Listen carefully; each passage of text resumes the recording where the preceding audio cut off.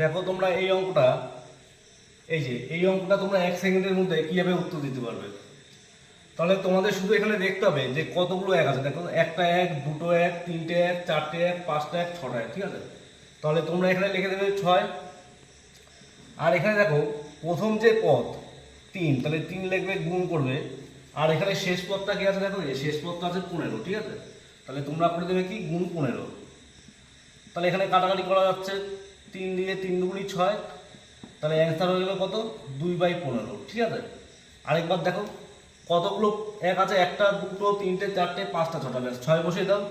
আর এখানে হচ্ছে প্রথম পদ 3, আর এখানে দেখো শেষ পদ 15, ব্যাস এই দুটোর গুণ করে দাও, তাহলে এখান থেকে আসবে 2/15। এটা তোমরা ফর্মুলার সাহায্য করতে পারো। দেখো কীভাবে করবে। ফর্মুলা হচ্ছে 1/ডিফারেন্স, ঠিক আছে, ইন্টু 1/ প্রথম পদ মাইনাস 1/ শেষ পদ, ঠিক আছে।